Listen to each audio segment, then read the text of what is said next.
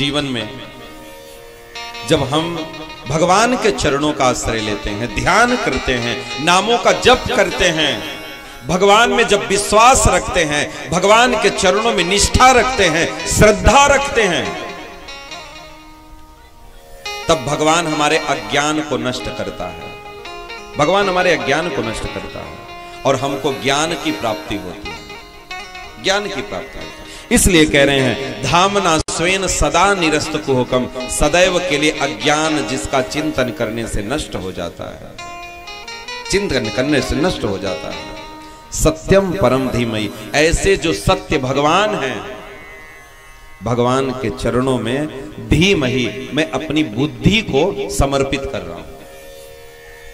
अपनी बुद्धि को कहां समर्पित करना है, अपनी बुद्धि को कहां लगाना है?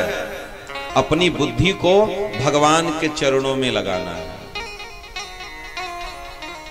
शरीर कोथाय थाकबे, शरीर बाड़ीते थाकबे, किंतु मन कोथाय थाकबे, मन भगवानेर चरणे थाकबे, भगवानेर चरणे। এই দুটা জিনিস যে বুঝে গেছে এই সংসারে, और कल्याण होबे होबे और उद्धार होबे होबे। कहने के এই বাড়িতে বউ আছে, মেয়ে আছে, ছেলে আছে, ওদের একটু খাবার দাওয়ার ব্যবস্থা করতে হবে। তো এই জন্য শরীরকে কোথায় রাখবেন? এই শরীরকে এই সংসারে বাড়িতে, আর কিন্তু মনটাকে শুধু ভগবানের চরণে রেখে দেবেন। अगर मन हमारा भगवान के चरणों में लग गया तो जानना ये संसार आपका कुछ नहीं बिगाड़ पाएगा। बिगड़ता कब है? जब हम लोगों का मन संसार में लग जाता है, तब बिगड़ता है। अगर हम शरीर से, अगर हम संसार में हैं और मन से भगवान के चरणों में है, तो आपका कभी बिगड़ेगा नहीं, कभी आपका नुकसान नहीं हो सकता है। आप लोग कहेंगे फिर ये संभव कैसे है? संभव है। क्या करने से होगा? आपको हरिनाम जप करना पड़ेगा।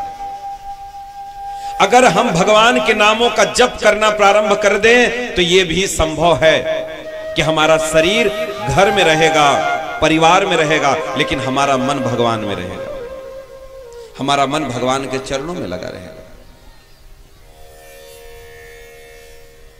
इसलिए कह रहे हैं धामना स्वेन सदा निरस्त कुहकम, सत्यम परम धीमहि, सत्य के चरणों में हम अपनी बुद्धि को मही अर्पित कर रहे हैं, धीमहि।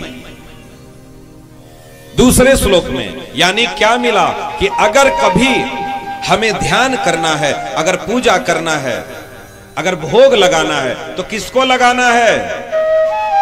भगवान कृष्ण को।